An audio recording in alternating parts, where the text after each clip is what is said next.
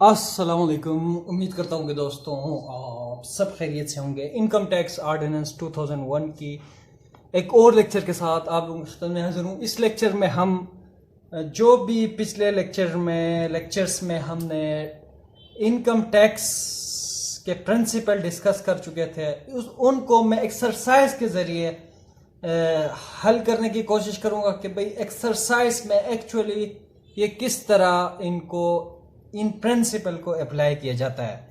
तो पिछले लेक्चर में हम सेक्शन 102 से 105 तक पढ़ चुके थे, जिसमें foreign source income of a resident person पर टैक्स किस तरह आयद होगी, उनके लिए क्या प्रिंसिपल है, वो हम डिस्कस कर चुके थे। तो चले जी, सबसे पहले एक छोटा सा रिक्वेस्ट है कि अभी तक अगर आपने चैनल को सब्सक्राइब नहीं किया, kindly go ahead and hit the subscribe button.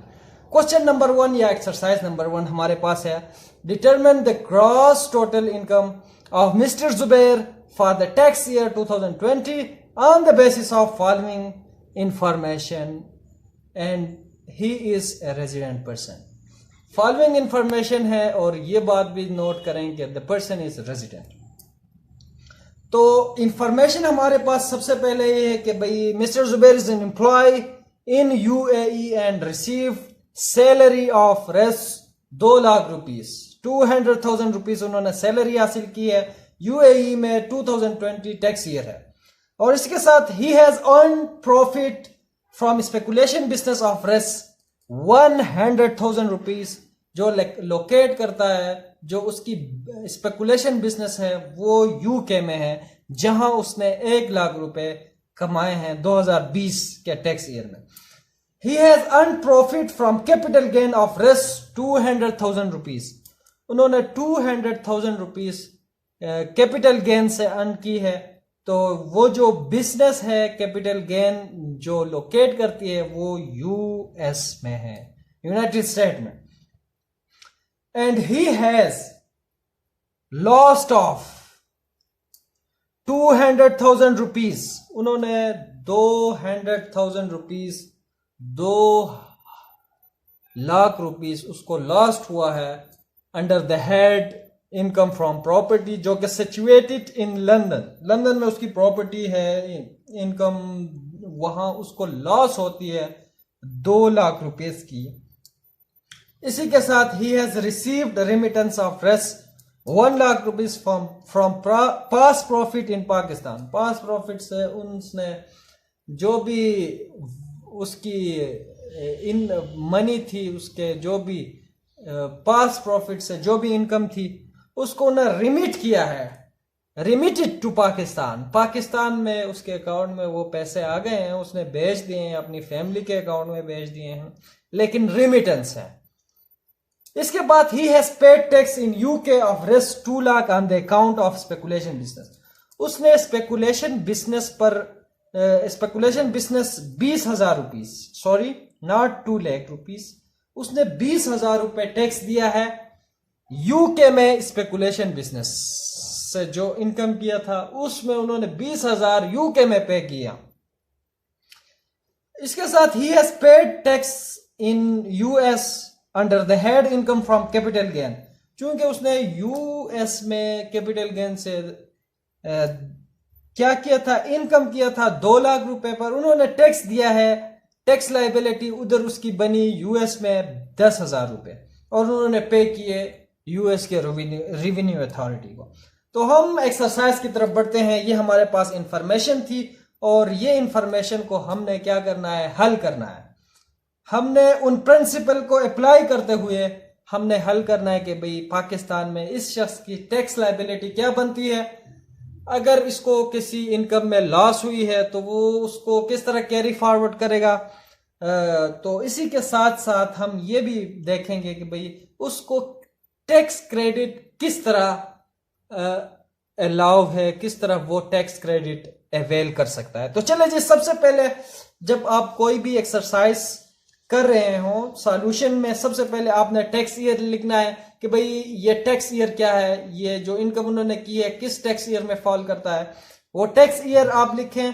चूंकि यहाँ पे एक्सरसाइज से वाज़ेह है कि भाई ये टैक्स ईयर 2020 है, लिहाजा हम लिखते हैं टैक्स ईयर 2020 और ये शख्स इंडिविजुअल है, नॉर्मल टैक्स ईयर में फॉल करता है। नॉर्मल टैक्स ईयर कब से शुरू होता है? 1 जुलाई 2019 से शुरू होता है। 28 जून 38 जून 2020 में ये टैक्स ईयर क्या होती है, ख़त्म होती है, और ये टैक्स ईयर 2020 है।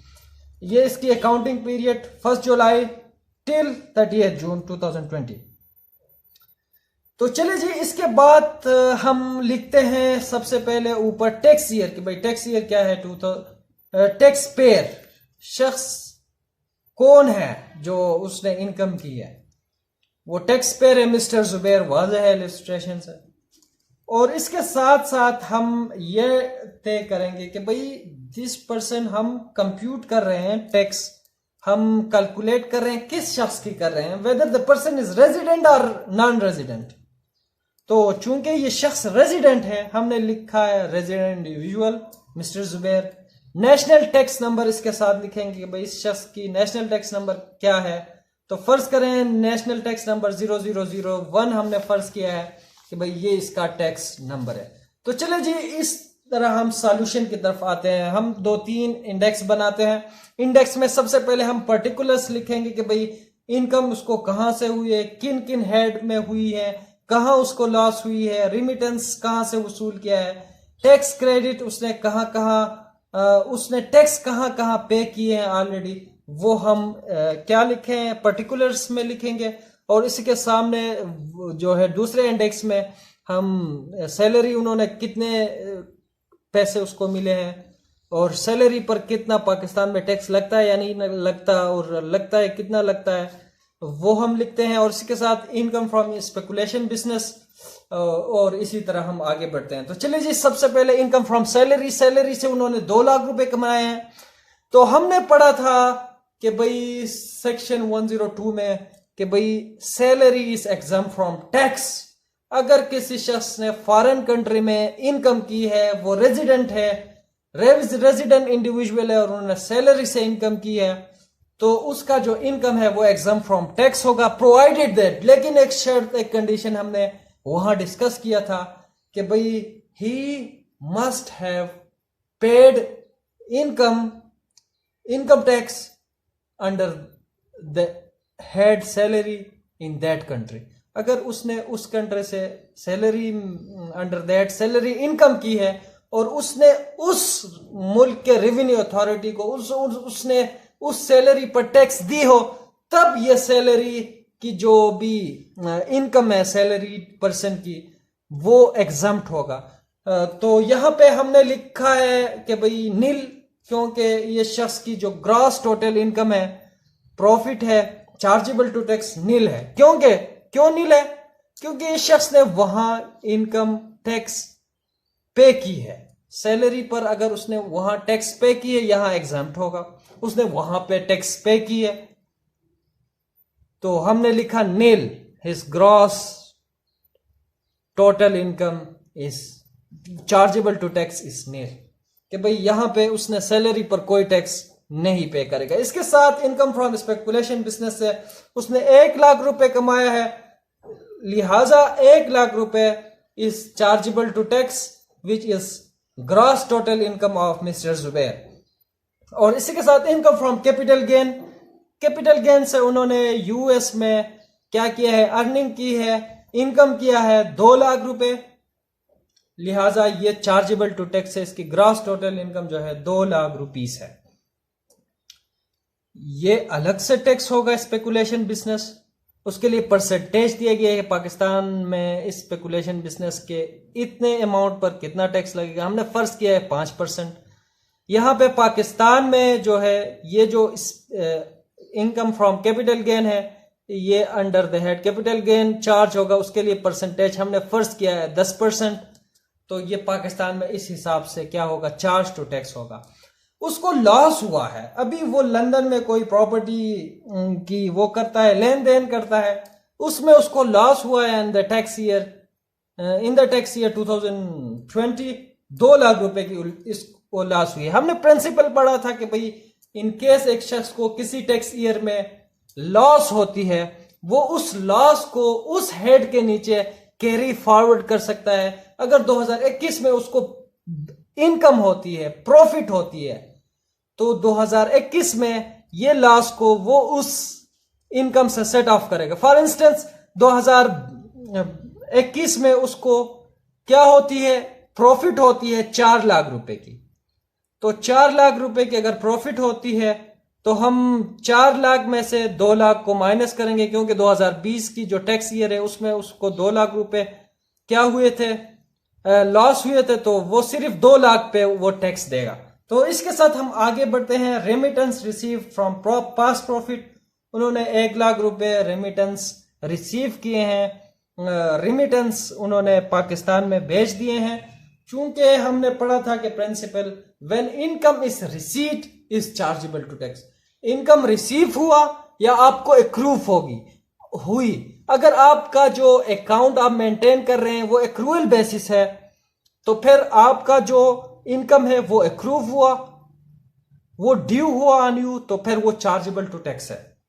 या आपने एक्चुअली रिसीव की तो वो चार्जेबल टू टैक्स है। यहां पे उसने रेमिटेंस किए हैं पास्ट प्रॉफिट से, ऑलरेडी वो इनकम वो बहुत पहले कमा चुका है, सिर्फ उन्होंने रिमिट किए पाकिस्तान में। चूंकि रेमिटेंस इज नॉट इनकम, उसने रेमिटेंस पर टैक्स नहीं देना होता, रिसीट और एक्रूअल बेसिस पर टैक्स होती है। रेमिटेंस इज ऑलरेडी आप अपने फैमिली को भेज रहे हैं, अपने अकाउंट में पाकिस्तान में उनको क्रेडिट कर रहे हैं उन पैसों को जिस पर ऑलरेडी टैक्स आपने पे कर चुके हैं, सिर्फ आपने रिमिट किया है पाकिस्तान में। तो इसलिए ये जो भी इनकम है which is not chargeable to, ये इनकम नहीं है बल्कि ये रेमिटेंस है, ये इनकम में ही शुमार नहीं होता। Tax paid on speculation business in UK, उसने यूके में क्या किया था, स्पेकुलेशन बिजनेस से 1 लाख रुपए कमाया था।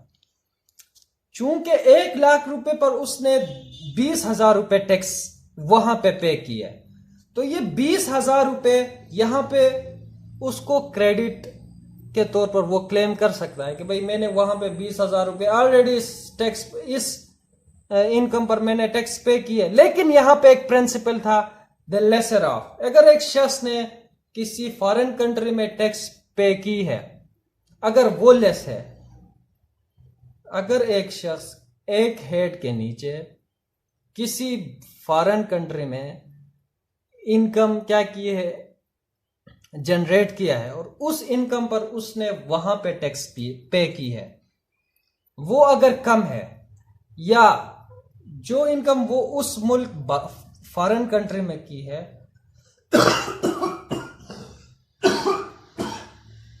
सॉरी, अगर वो बाहर मुल्क में उन्होंने इनकम किया, उस इनकम पर पाकिस्तान में कितना परसेंटेज लगता है और उसको देखा जाएगा। फॉर इंस्टेंस 1 लाख रुपए पाकिस्तान में 5% लगता है, तो 5% हम देखें तो 5,000 रुपए बनता है। यहां पे उन्होंने स्पेकुलेशन बिजनेस से क्या किया है, 1 लाख रुपए उन्होंने कमाए हैं। 1 लाख रुपए कमाए हैं तो 1 लाख रुपए पे उसने ऑलरेडी 20,000 टैक्स दिए हैं, और यहां पे पाकिस्तान में इस इनकम पर स्पेकुलेशन बिजनेस की जो इनकम है उस पर 5% अगर हम कैलकुलेट करें तो इस पर बनता है 5,000 टैक्स। द लेसर ऑफ, अभी 20,000 कम है या 5,000 कम है, जो कम है वो क्रेडिट इसको अलाउ होगा। चूंकि इस शख्स ने ये यहां पे 5,000 कम है, तो यहां पे इस स्पेकुलेशन बिजनेस पर उसको 5,000 रुपए टैक्स क्रेडिट अलाउ होगा। तो इसके साथ आगे बढ़ते हैं। Tax paid in US under the head income from capital gain, उसने यूएस में कैपिटल गेन से जो है वहां पे उन्होंने टैक्स पे की है। कैपिटल गेन से उन्होंने जो 2 लाख रुपए अर्निंग किया था, इनकम किया था, उसमें उसने 10,000 ऑलरेडी यूएस में उन्होंने पे की है। चूंकि उसने वहां पे 10,000 पे की है तो ये 10,000 उसके लिए टैक्स क्रेडिट अलाउ होगा। लेकिन यहां पे भी वही प्रिंसिपल अप्लाई होता है कि भाई इस इनकम पर, इस 2 लाख रुपए पर वहां पे उसने कितना टैक्स पे किया है, 10,000 पे किया है, और पाकिस्तान में 10% इस 2 लाख रुपए पर फर्ज करें अप्लाई होता है तो इस 10,000 पे 10% पे पाकिस्तान में जो इनकम टैक्स लगता है वो 20,000 है। तो द लेसर ऑफ क्या होगा, क्रेडिट अलाउ होगा। यहां पे लेस क्या है, 10,000 लेस है कि 20,000 लेस है, 10,000 लेस है। तो यहां पे टैक्स क्रेडिट इसको अलाउ होगा 10,000। तो यहां पे हम देखें तो यहां पे उसको ये 1,00,000 रुपए पर अलग टैक्स लगेगा अंडर द स्पेकुलेशन बिजनेस के लिए। जो भी परसेंटेज है हमने फर्ज करें 5% रखा है 1,00,000 रुपए पर। तो यहां पे कैपिटल गेन पर हमने 10% लगाया है। तो यहां पे क्या बनता है, 20,000 रुपए उसकी टैक्स लाइबिलिटी बनती है। लेकिन यहां पे लेसर, जो लेस अमाउंट है, tax credit the less amount which is payable or paid which will be allowed as tax credit to the Mr. Zubair, to Mr. Zubair। Mr. Zubair को क्या होगा, the lesser amount वो tax credit allow होगा। हम exercise यहां मैं आपको example से समझाता हूं। मिस्टर जुबैर ने 1,00,000 रुपए फर्ज करें उन्होंने स्पेकुलेशन बिजनेस से अर्निंग की है। इस पर उसने टैक्स पे किया है यूके में 20,000 रुपए,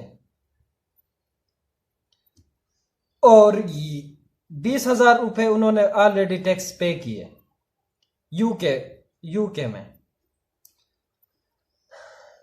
और पाकिस्तान में इस 1,00,000 रुपए पर बनती है टैक्स लाइबिलिटी ज़रबे 5%। तो टैक्स लाइबिलिटी 5,000 इसकी बनती है। तो ये लेस है या ये लेस है, ये इसको टैक्स क्रेडिट अलाउ होगा। ये मिस्टर जुबैर को अभी ये लेस है ना 5,000, ये मिस्टर जुबैर को टैक्स क्रेडिट अलाउ होगा। तो यहां पे 1,00,000 रुपए पे पर टैक्स कितना बनता है, 5% पर लगाएं तो 5,000। जो लेस अमाउंट है, अभी लेस अमाउंट 5,000 है, तो ये इसको टैक्स क्रेडिट अलाउ होगा 5,000 रुपीज। ये 5,000 इसको टैक्स क्रेडिट अलाउ हुआ। तो ये था आज का लेक्चर। उम्मीद करता हूं आप लोगों को पसंद आएगा, आप लोगों को समझ आया होगा। आप लोग पिछले लेक्चर को भी देखें और इसको बार बार अगर आप देखेंगे इस लेक्चर को, आप लोगों को तब समझ आएगा। एक नहीं 2 बार आपको ये बेनिफिट अवेलेबल है भाई इंटरनेट में कि भाई आप एक चीज को बार बार देख सकते हैं। तो आज के लिए इतना ही, मुझे दीजिए, अपना बहुत सारा ख्याल रखिए। अल्लाह हाफिज, बाय बाय।